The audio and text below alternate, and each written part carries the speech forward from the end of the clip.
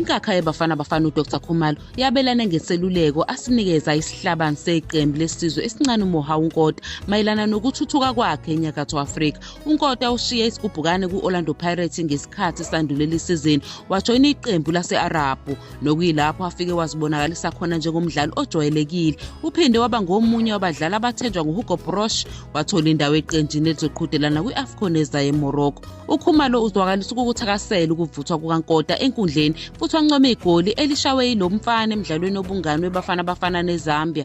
Ubesedalula ingxoxo noNkota lapho lo mdlali evuma khona ukuthi ukuqhudelana e-Arab kumphonsela inselelo yokukhula.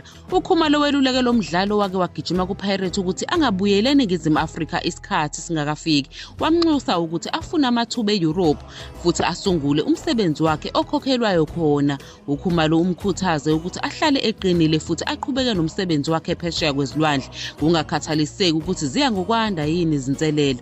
Khona manjalo umdlalo wasesiswini we-Orlando Pirates Oswina Police uzichithile izingxoxo zokuthi usheshile ukungenela umklomelo womdlalo ovelele kulesizini.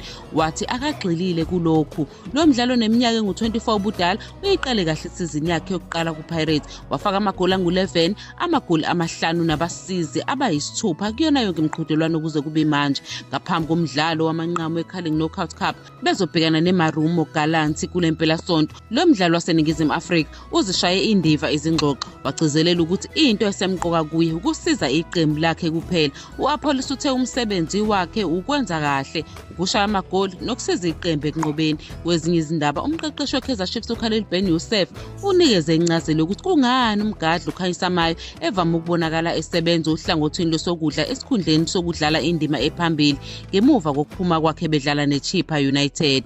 uMayo noMduduzi Shabalala bethule ngomzuzu ka-61 abaqeqeshi beChiefs bebehlose ukuqobhoza udonga oluqinile lweChippa. uBen Yusuf uchaze ukuthi abadlali banikezwe ilatitude yokushintshana ngezikhundla futhi uMayo wagcina enikeza usizo olukhulu endaweni ebanzi. Umqeqeshi uchaze ukuthi iqhinga lokuqala lokushintsha linikeze uMayo njengomgadli wesibili ehambisana noSilva, kodwa abadlali banikezwe inkululeko yokushintsha izindima zabo ngokuhambisana nokuguquguquka komdlalo. uBen Yusuf uveza ukuthi ngesikhathi uMayo eqala ukudlala njengomdlali ubengatholi lutho olwanele. Ngenxa yalokho wathuthela ohlangothini lwesokudla ngesikhathi eshintshana noShabalala futhi lolu shintsho lwanikeza iqembu izinketho eziningi ikakhulukazi ekuletheni iziphambano. uBen Yusuf ukugcizelela ukuthi ukuma kukaMayo ukuguquguqukayo ukushintshana phakathi kwephiko elingasohlangothini kanye nekhono lokudlala ekugcineni kubonakale kunenzuzo kwakha amathuba okushaya amagoli kubadlali abafana no-Ighodaro. iChiefs isinethuba lokugcina lokunyukela endaweni yesithathu esicongweni seligi uma isibhekene neTest Galaxy ngesonto. Amakhosi kumanje ahleze endaweni yesihlanu ngamaphuzu angu-23 kodwa angase anyuse isibalo sawo sifinyelele ku-26 alingane neMamelodi Sundowns uma angase anqobe.